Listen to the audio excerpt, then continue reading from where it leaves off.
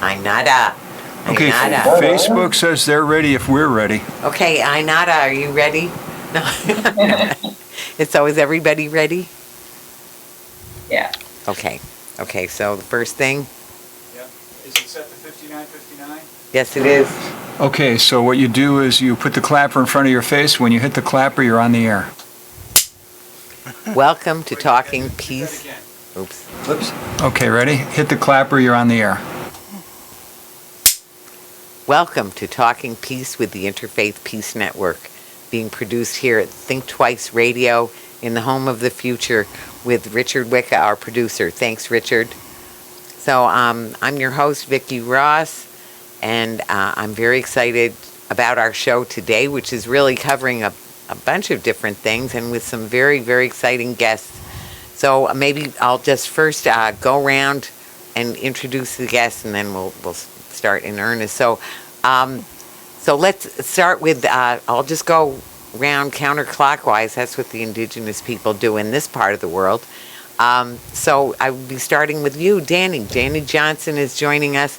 Dani is a prison abolitionist and a great friend and just a wonderful community activist. Dani. Thank you, Vicki. I so appreciate the chance to be here with you and Chuck and wonderful new friends that I'm meeting here as well on the show. I'm definitely a prison abolitionist, believe that we can and at some point should live in a world without this prison, this carceral system. Right. We live in a system where accountability is equated with shackling people, and it just doesn't need to be that way. Right. And so I'm grateful to be here with you. Well, we're so glad. I've actually been trying to get you on the show for a while, so that's a big victory. That's a beginning of a victory. Won't be the last time. No. Good. I'm so glad. Then, of course, we have, so Chuck, we have Chuck Culhane. Hi, Chuck. Hello. Friend of the show. I see you every day if I'm lucky. I just saw you yesterday. Not right? enough, Vicki. No, it's never enough. No, it's never enough. Always happy to see you. Well, it's great to see you. It's great to have you on the show, and this is certainly a topic that you have a lot to add. So, thanks, Chuck. And then, of course, our new friends, new guests, Gabriela. Okay. No, I can do it.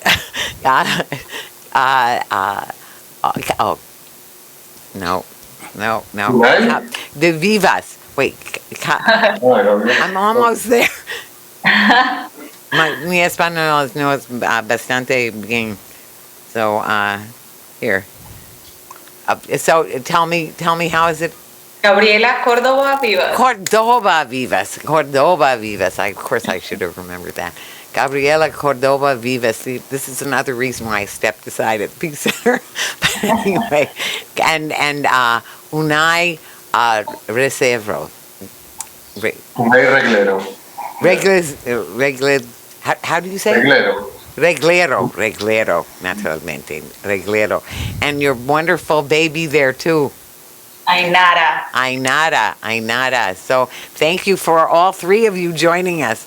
We're very glad to have Ainara. And of course, you've been working for the on your project, this Caldo de Cultivo. Right. Well, we're very glad to be here. Yes, we are an art collective called Caldo de Cultivo. And we are very, very excited for these conversations with you. Right, and I didn't actually mention that Chuck, some of the many things that Chuck does, I should have said, is that Chuck is the Prisoners' Rights Taskforce Chair for the Western New York Peace Center.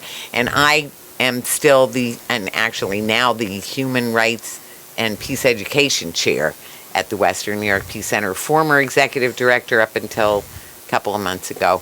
And I'm working harder than ever is really the case because there's just so much to do. But anyway, Chuck, we're so glad to have you.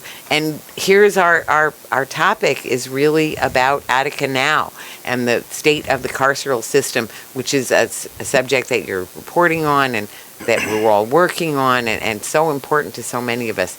So if we could just start with maybe we were, especially Dani, touching on it a little bit, why don't we just each take a turn to some of the values that we're bringing into the room with us, into the work with us as well. Okay. So, Dani? Sure.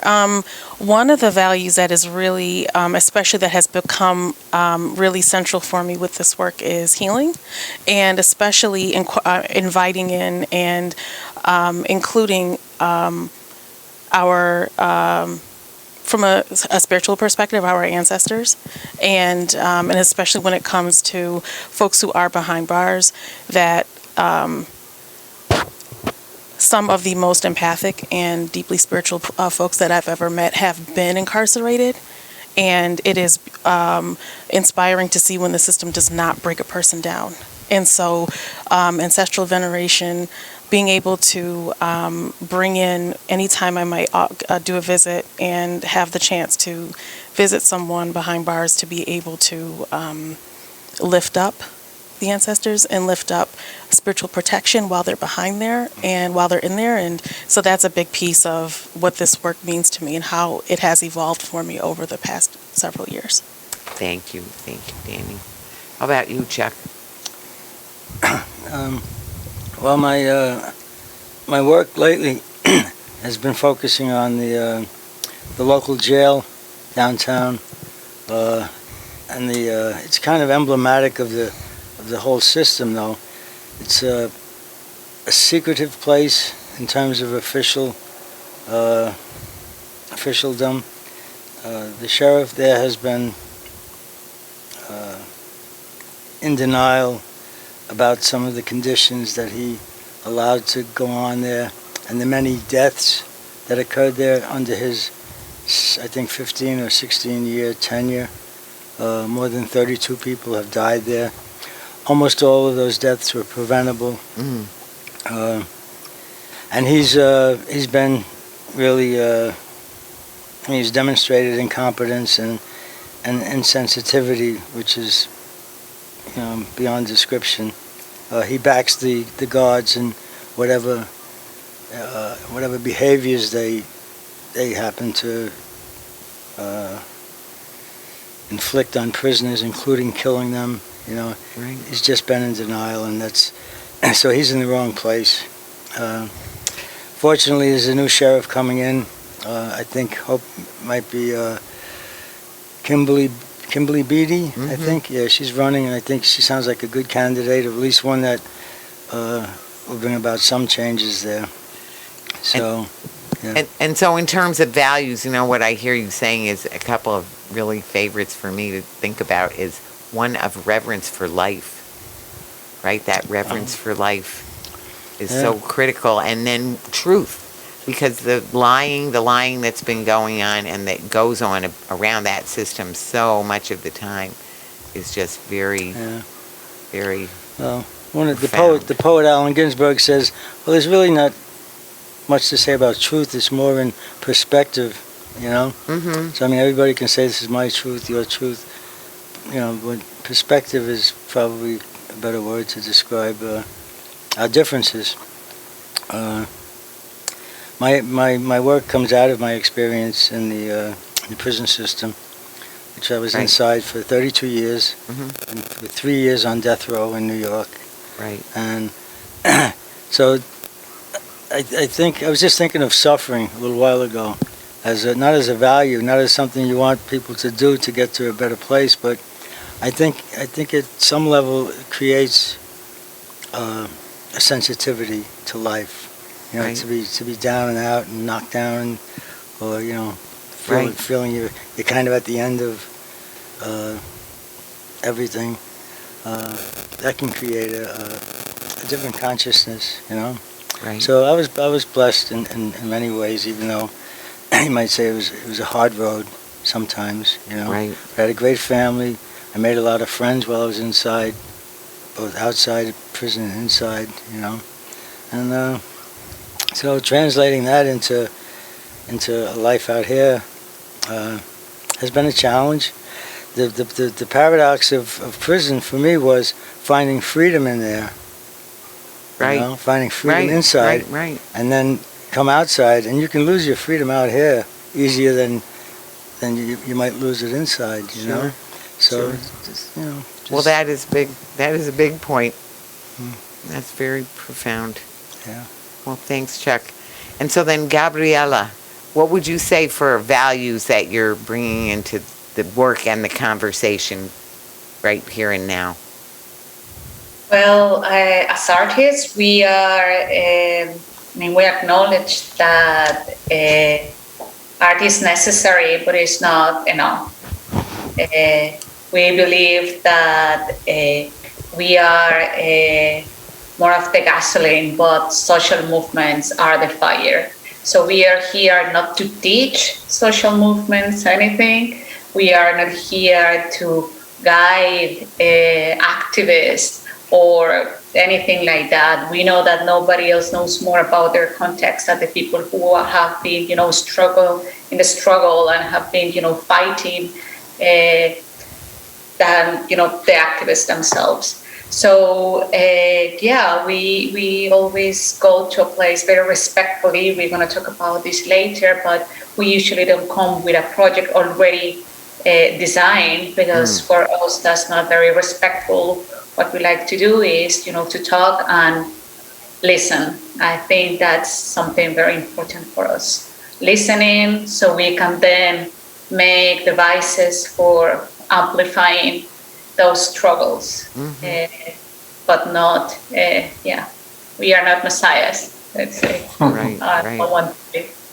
Oh, listening, absolutely, so wonderfully important and so critical, and so very interesting the way you put it about your work and the relationship of the arts to the activism is a different way than I've heard people talk about it before. And Unai, what would you say? Yeah, and this is what we call art of the rear guard. So instead of pretending that we are the vanguard, we feel that is more accurate to say that we are the rear guard, and the front line are the social movements, the people that are really in the very front line, fighting these struggles every day. At the same time, Gabriel and yo, as Caldo de Cultivo, we have now like almost 10 years working together, and we have developed this practice that we can call that what we do is like kind of propaganda against the propaganda. So what we try to do is to amplify the struggles to the people who are in each specific context, fighting against oppression that in its context is different, but it responds to the same adversaries that normally is capitalism, colonialism, racism, classism. We have worked in different places, mostly in Colombia, because we come from Colombia. We have been there for 7 years working, but we have worked also, for example, in Detroit, that it's a city very similar to Buffalo, kind of. We have worked in Europe, in different places. So here we find this subject about imprisonment in the state of New York. It's a subject very important to talk right now. It is very important right now. And actually, I will bring one more value into the room I think that it undergirds everything that we've been talking about is the great love that people have for other people, and that's what makes for the activism. That's what makes people work so hard to change things for the better for people, and also to support that. And that it made me think when you're talking about the arts and the relationship to the activism, it made me think of, now actually both the people right here are both poets. Because I think that's part of how to deal with the the sensitivity and really the pain and suffering that we were just talking about, that all of the needs bring when we see other people suffering, when the compassion, the empathy, and even the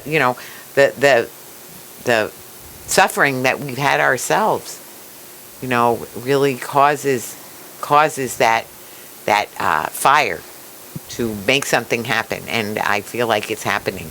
So let us go to the topic of, and especially focus on Attica, right? So Attica, so many people said Attica is all of us, right?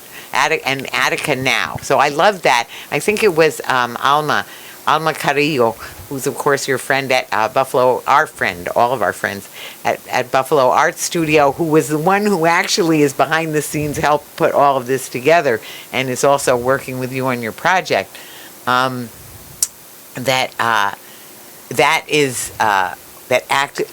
She called it Attica Now, and we just had the 50th anniversary, and in fact there were a couple of events that we were involved with, and I know there have been a lot of important events around it. We had one right there at a ceremony right there at the facility, in front of the people, in front of the facility. In fact, the video of that is on the Western New York Peace Center not website. Probably it might be on the YouTube channel, but it's definitely on the Facebook page. So if you look further down, you might see it. You might want to have a look at that. Then there was also another that Workers' World was very involved in all of the planning, and there was another event at MLK, the Dr. King Park there in Buffalo. That was another event. Were you there for that? No. Okay. So anyway, but Attica exists already, and what happened and what is. So if we want to just sort of give a summary, I want to ask Chuck, when you want to bring out about Attica, what would you tell somebody is what they need to know about Attica then and now? Well, depending on their age, they might say, what? Yeah, right. Who? But the legacy of Attica, is besides Attica is all of us, and it's not all of us. One of the problems that we've encountered over time has been the state official version of what happened and who was hurt and who was killed. For example, every year they have a memorial service out at the prison, and they recognize and memorialize only the guards that were killed, and not the 39 prisoners that died there. And I'm sorry, not 39 prisoners, the 31 prisoners. And I felt that was always, even right up until last week when we were there on the 9th, and I went back on the 13th to see their official ceremony. And it was a little different, even they've mellowed out somewhat. A lot of the rhetoric and propaganda has kind of been toned down, but they still don't recognize the lives and deaths of the prisoners there, and that's very telling. If you're not ready to reconcile after 50 years and come to terms with reality, then there's a real problem. But when you mentioned propaganda, I was thinking Aldous Huxley said there's two kinds of propaganda: the good propaganda that serves the interests of the many, or common folk, and then there's the bad propaganda that serves the interests of the few and the narrow. The guards whose families were killed after the prisoners, and 30 years of litigation, won a settlement from the federal court. The families of the guards who were killed came out of the woodwork, and dubbed themselves the forgotten victims. And in a way they were, and the Attica Brothers Defense always recognized their plight and campaigned for compensation for them, and recognition of what the state did. Unfortunately, they don't recognize what the state did to them. you know? Right. The state forgot about them when they went in shooting and killing, you know, Right, and forgot about them absolutely. afterwards Absolutely. until 30 years later, Mhm. when the Attica brothers won their suit, and then now they wanted to be remembered, you know. The Attica brothers never forgot about them, but you know, and that was never reciprocated. But anyway, the tragedy of Attica was, of course, the loss of lives, but that instead of becoming the beginning of a transformation of a system that was based on petty vengeance and cruelty in many ways, putting people into little cages, Right. there's something alien about that. Right. But the real tragedy is that instead of it becoming a time of awareness and change for the positive, it was the beginning of the construction of an empire, the prison empire. Right. Went from, for example, in New York, it went from 12,000 prisoners to 72,000 prisoners, a factor of, what, 7 or 8, Right. you know? Right. Right. And so, That's criminal. It is Oh. just plain criminal. yeah, I mean, And it's terrible. And once they sink the concrete, and you know the places are going to be there for 20 or 30 years. And I was inside, and I saw that whole transition from, I went in 1966, and I got out in 1992. So I saw the changes over time, and it was, you know, I mean, it's enough to drive you to despair, and it has driven some people to despair. Myself, I was just in many ways so blessed to be able to, well, first to survive, but there's more to life than survival, you know. right. It's an old Buddhist expression, and I was fortunate to be able to tap into some, you know, dig down and find some inner resources to deal with what was going on outside and internally. Mhm. So, but you know, you can't deny the reality. So, oh, it should be this way, it should be that. That doesn't work either. You have to fight in the now. You have to be in the now, but the legacy was just such a tremendous general loss to society, to the families of people who were affected, to Black and Latinx communities. For example, the Rockefeller drug laws. Right. When that became the engine for filling up the prisons, the drug laws. Oh, we're fighting the war on crime, war on drugs, blah, blah, blah. But 95% of the people tried under the Rockefeller drug laws came from the Black and Hispanic communities, you know? Right. 95%, Right. you know? As if white people weren't using drugs out there or something, you know, or dealing drugs, rather. And of course, we know that, Yeah. that all the statistics Yeah. say that white people use at exactly the same rates, if not more so. Yeah. So, yeah, the injustice, the racism in the system is just so obvious, and the counterproductivity of the system that is just Right. it's just actually slavery. So as a prison abolitionist, I know that you are, you know, what do you want to speak to that? Sure. Whenever I have the chance and the privilege, because anytime we share our narrative and our story, it's a privilege. And I am privileged to hear Chuck's narrative and Chuck's story every time you share it. And I want to thank you for it, because we're not entitled to it. We are privileged to hear it, and want to thank you for that. Oh, sure. In this space and any other space that I've ever had the chance to hear your story. So thank you. I am. Yes. My first time having visited someone in Attica prison, so when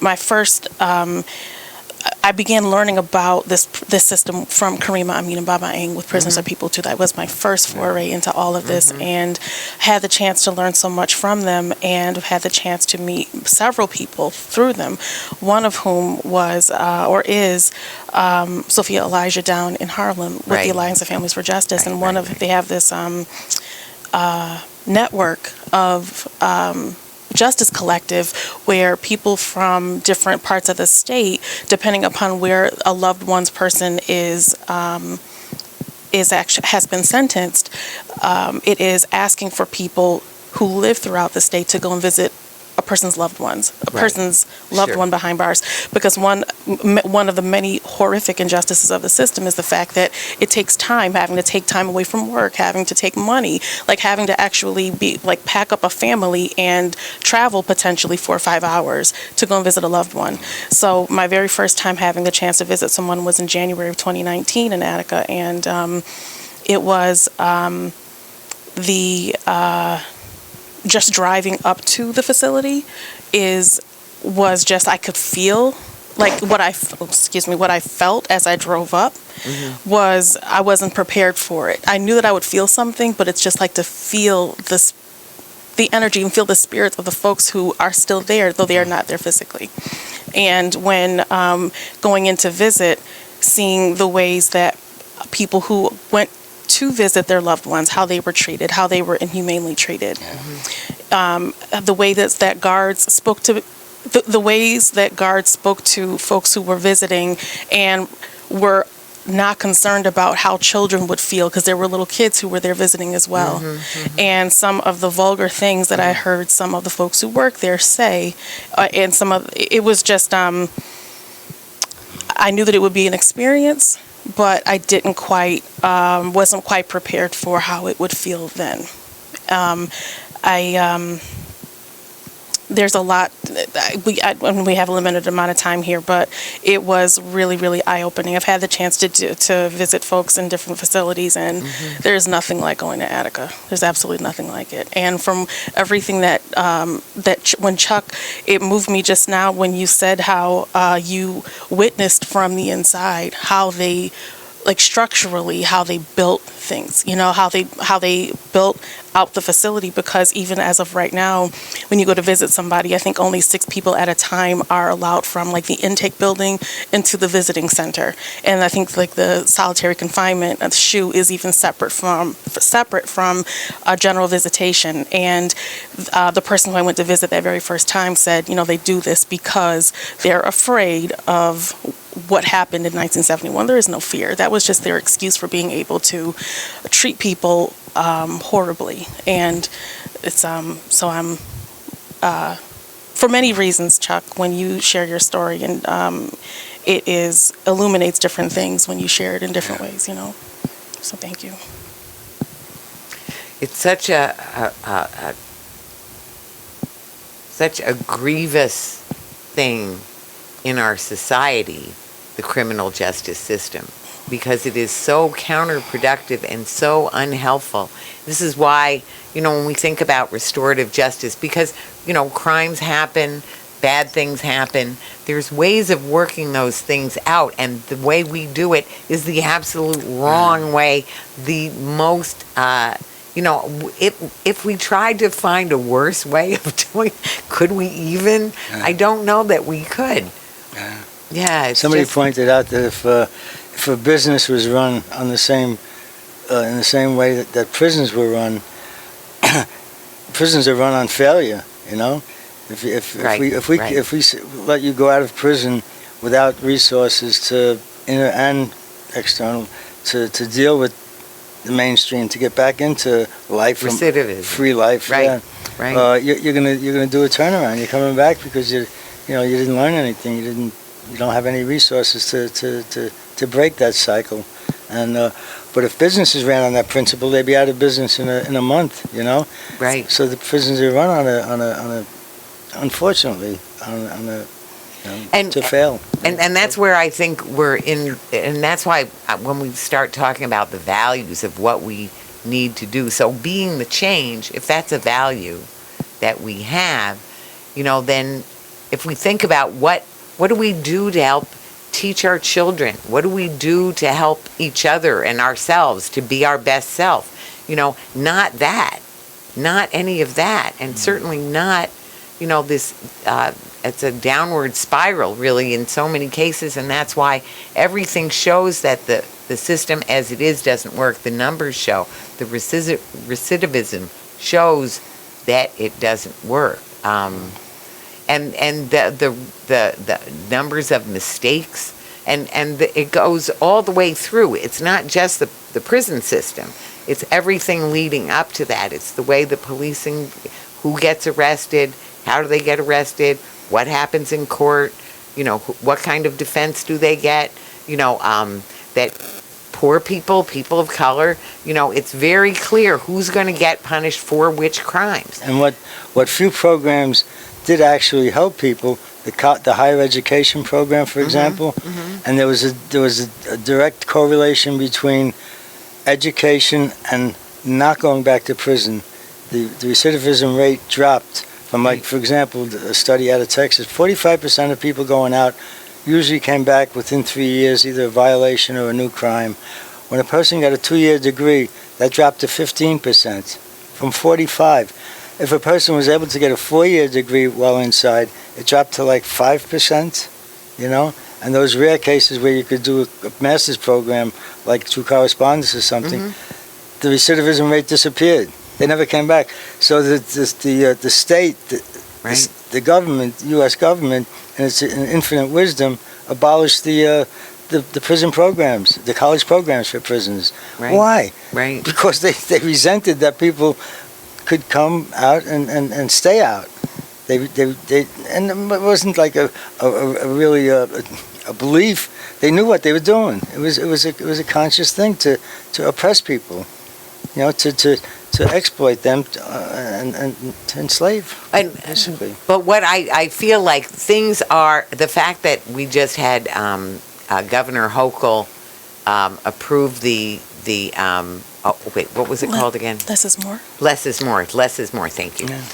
My memory is getting. It's So the Welcome to less the is club. more is so important, so that people are not being reincarcerated over trivial things Right. or minor things like being late for appointments or Right. things like that, or even, you know, some kind of drug use or substance use means, you know, or alcohol use. There were so many different ways that a person would be reincarcerated, you know, for really very minor things, and for things that, of course, the guards and the other people are all doing, or, you know, all of us and when people have a more challenging life, you know, if you don't have a car, you don't have this and that, sometimes, you know, getting to an appointment on time or whatever is all the harder.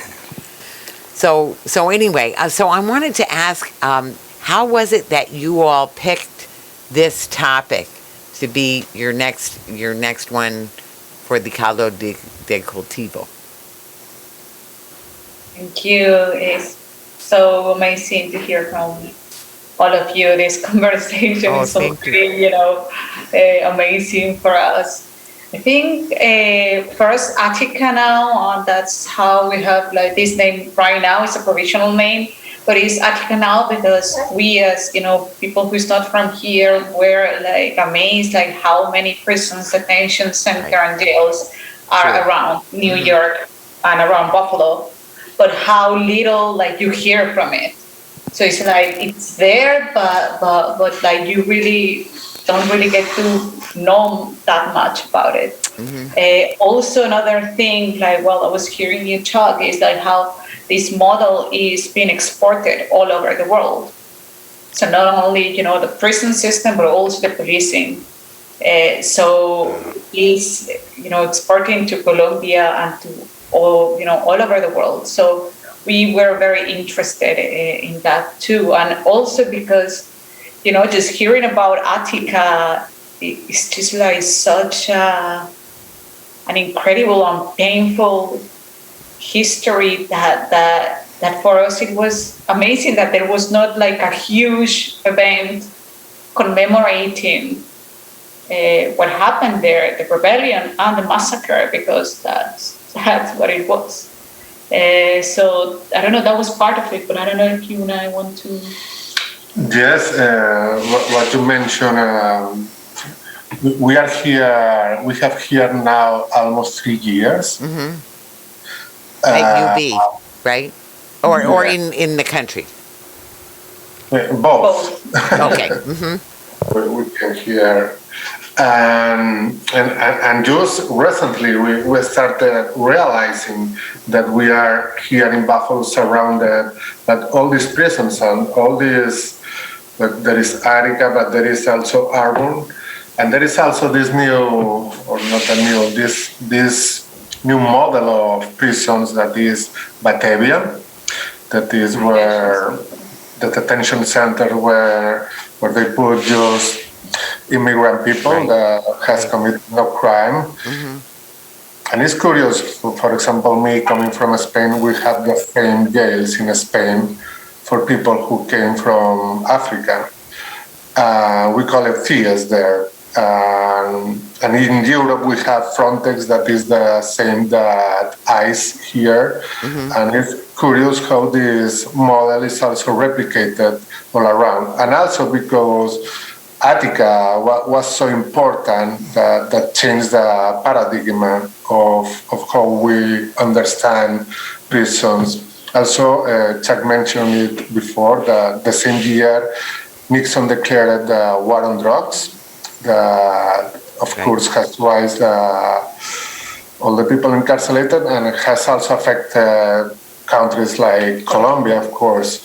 So, yeah, also because we feel that there is in Buffalo people who has there is in Buffalo people who is fighting against this model. There are different collectives working against prisons, and also we feel that there is also people here in Buffalo who has memories from Attica.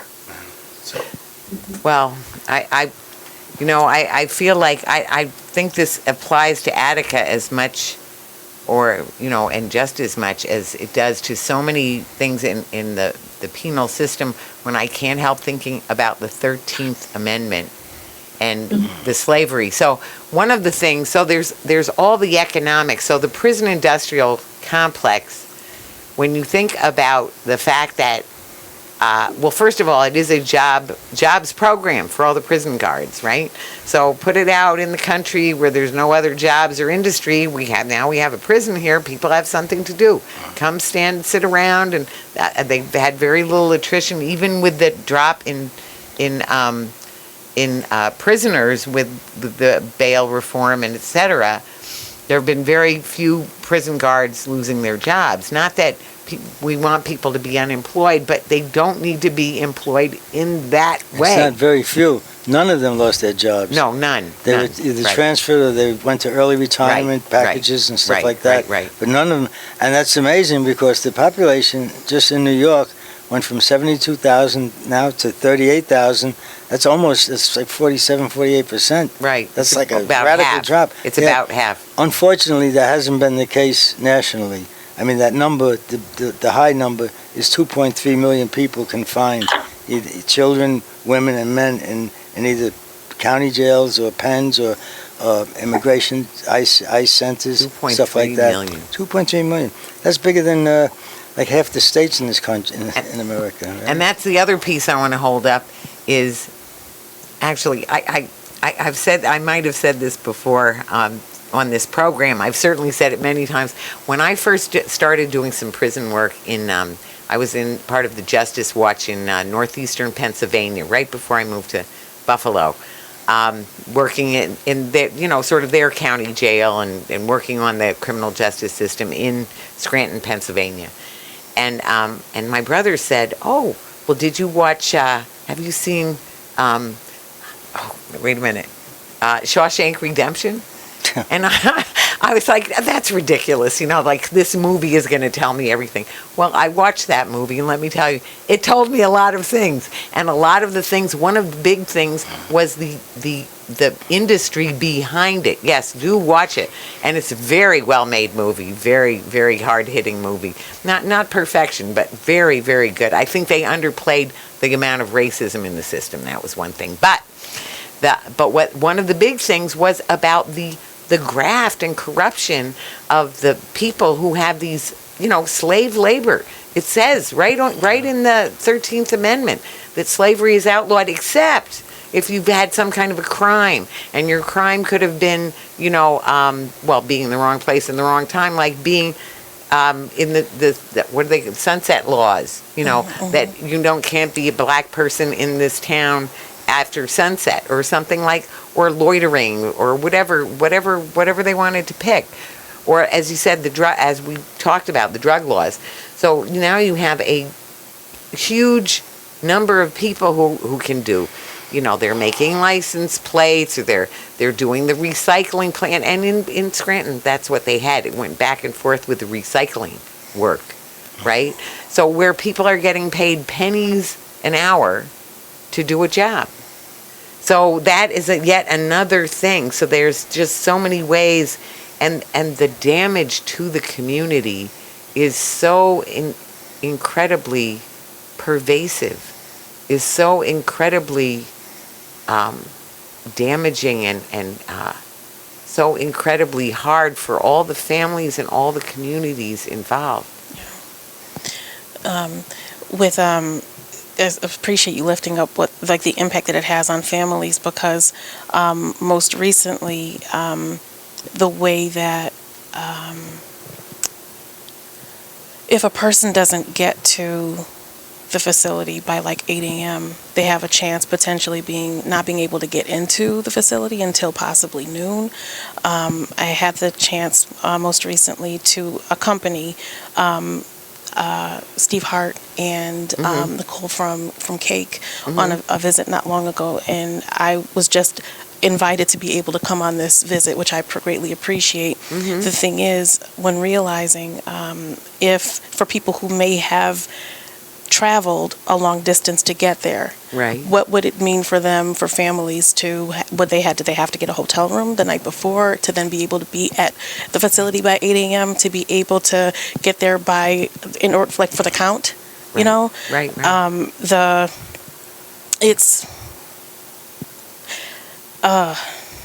Good word is insidious. Insidious. Oh gosh. Right. I'm trying to wrap my mind around. Thank you, Chuck. I needed a poet to give me the word. Right. It's inhumane, and it's so dehumanizing. Right. And so counterproductive again, because one of the things we also know is that families will help. That's what helps a person turn their life around. That love, that caring, that family connection. So sending people, sending them far from their families. Why? That just so wrong. Just so wrong. Making it hard for people to visit. Making it, Yeah.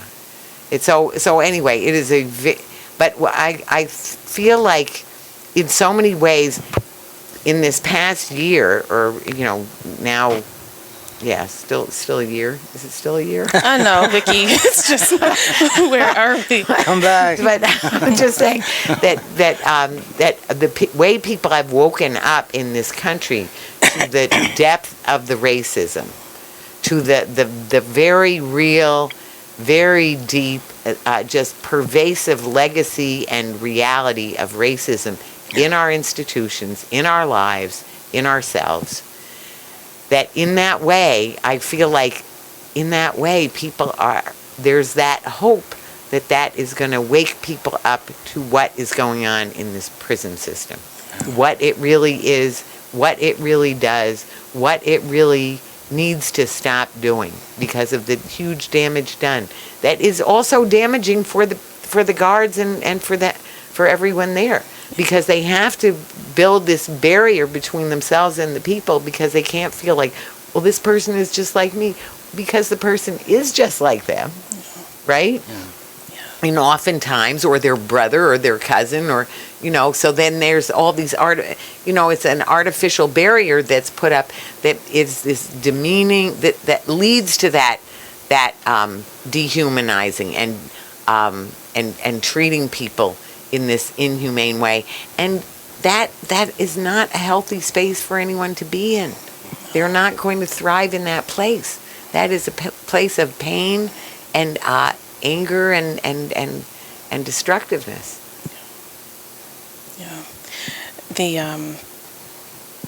Sometimes it's unfortunate, and I so appreciate us being able to keep conversations and keep narratives, and for the privilege, as with Chuck, and for anyone who has experienced the system, because we never want to get to a place where it becomes normalized. You know, like this is just the way that it is, and it just because it is Right. this way does not mean it has to be this way. Right. And one of the things that I have, and I understand it now in a different way, what it means to be comfortable with the fact that no matter, like, the work that I may contribute, my small bit of contribution, I might not see in my lifetime what I would love to see. I'd love to see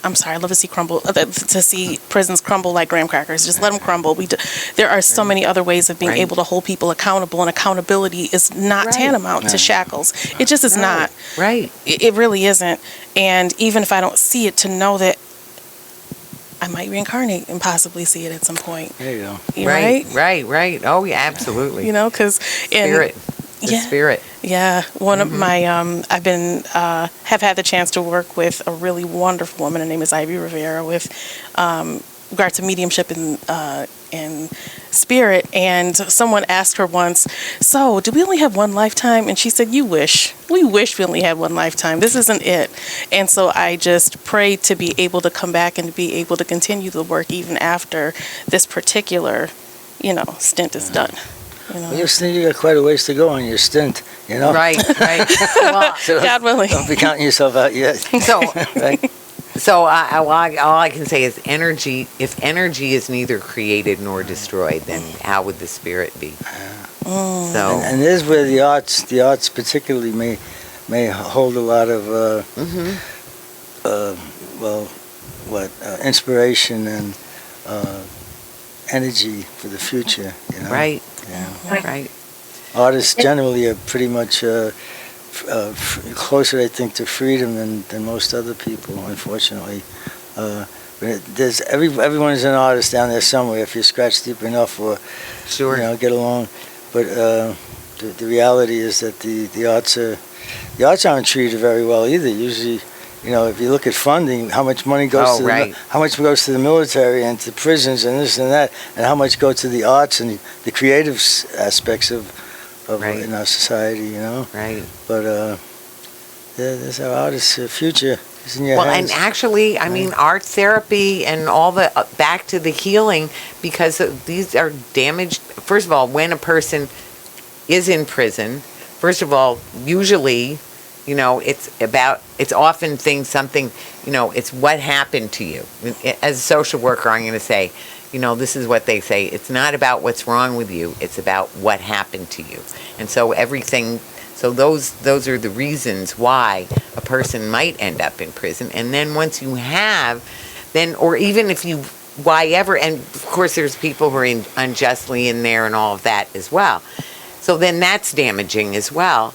So there's so much healing that needs to be done for anybody in those situations, and it's about how can that healing be done?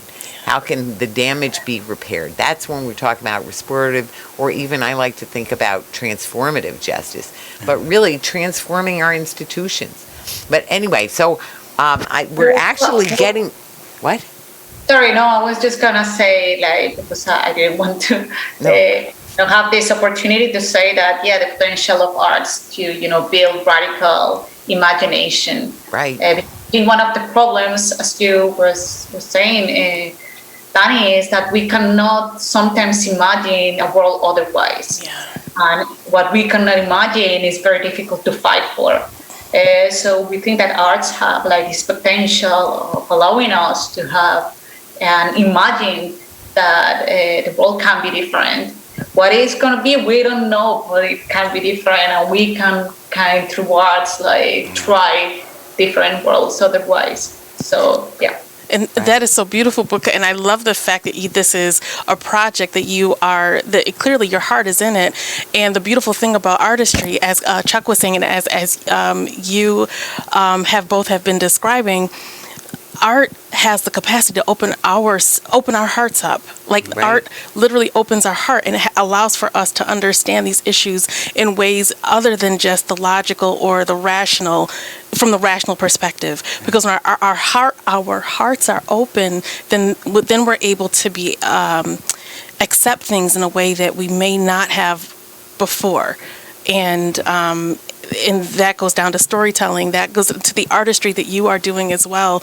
And my mother was an artist, and so it's just touches my heart in a really deep way. And like the intuitive, it's interesting how it's like the artistic and the intuitive lives in the same space, in the right side of our spirit, the right side of our brain. Right. And it's needed and necessary. And there are a lot of activists who say, you know, if there's no joy in the movement, I don't want any part of it. And that's where artistry comes in. And it is the artistry that helps people to stay connected at moments when it gets difficult, when it's just, okay, how can we keep going? How do we do this? When the artists come forward, that allows for us and pours into us and allows for us to keep going. So we thank you. Well, we are not, we're not done yet, but we're really coming around to almost really over with sharing in this space and time. And we don't want to forget one of the most important parts, which is how people can get involved. And in fact, this is how I was mentioning how Alma Carrillo of Buffalo Art Studio had said the way the whole show happened was that she said to me, she was trying to remember Chuck's name and how to get in touch, if I could give Chuck's contact info, because you would want to interview him.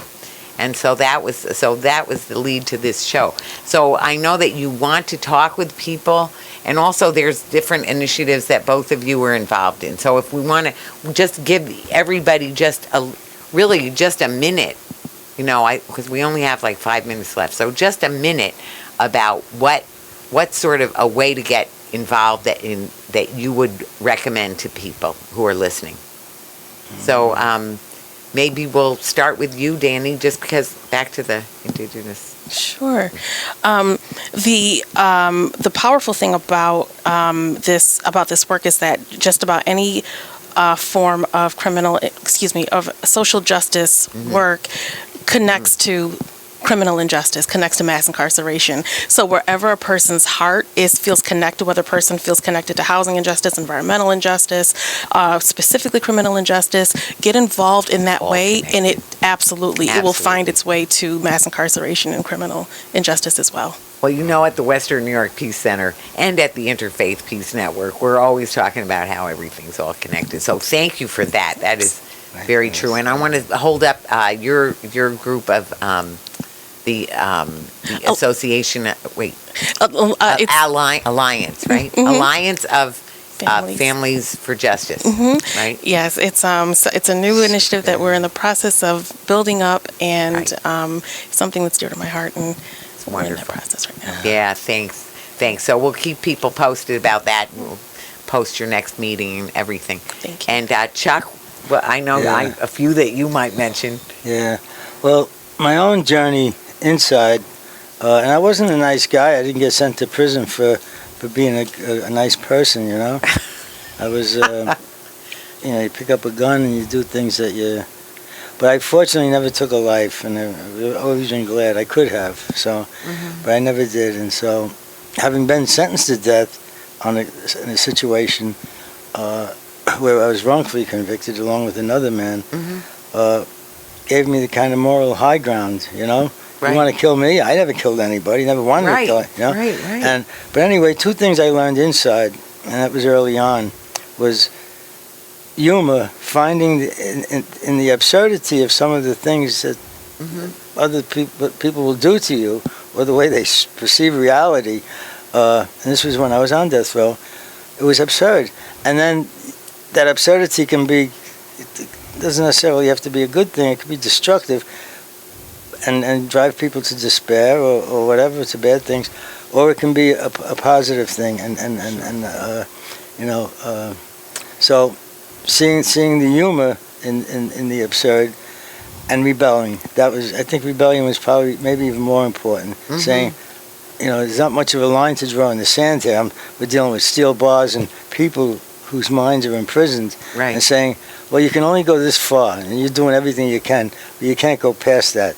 Past that, I'm willing to take a stand, and if necessary, fight you. If necessary, die. That's what the Attica brothers said. Right. We'll die. We'll die rather than be treated like this. Inhumanely. you're treated, if you're inhumane, it means you're not being treated like a human.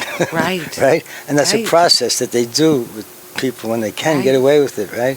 So humor, to be able to, and not see the enemy as the enemy all the time. Know that the enemy is not, the enemy is wanting to give up, to say, no, I can't do this anymore. That's the enemy. And he's internal. He's not external. He's not another person.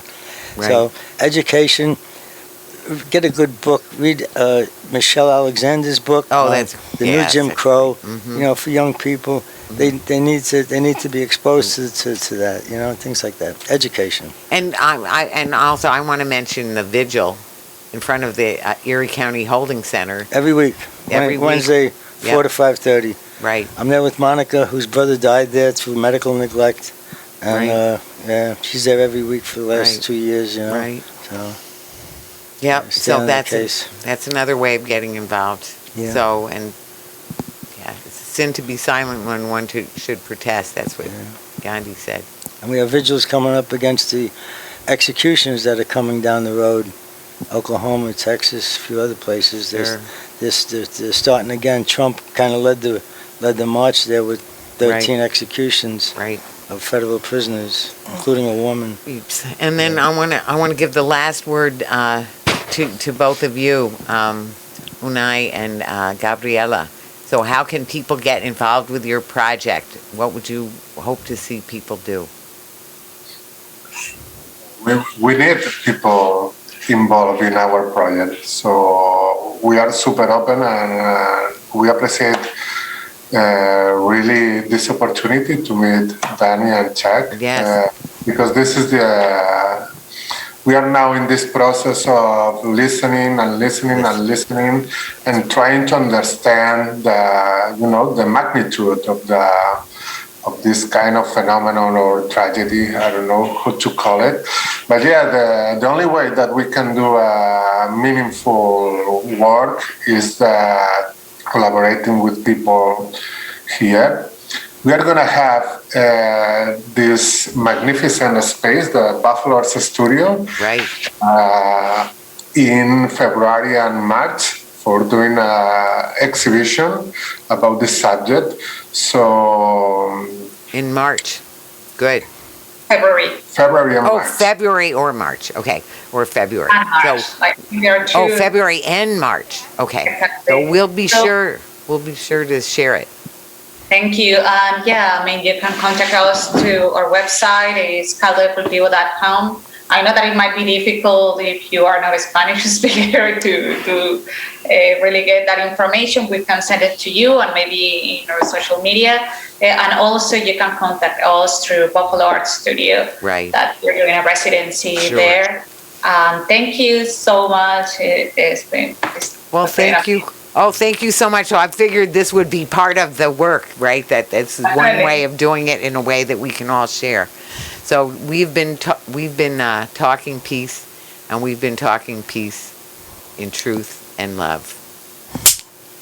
Thank you so much. Thank you. Thank you. very Thank much. you. Yes, Vicki, thank you. Thank you all so much. It's very, very, very rich discussion and dialogue, and yeah. Oh, podamos hablar en español vez a vez, pero no es para aprenderlo. Me gustaría aprenderlo. Are you flaunting your ignorance? Yes, I am. I can't Yeah. speak this much. No, my accent is not bad, right? But my Spanish is really not good. I know, Chuck and Dani, we will love to, keep in contact, and if possible, Sure. we can, Yes, good. have a little conversation, to share ideas.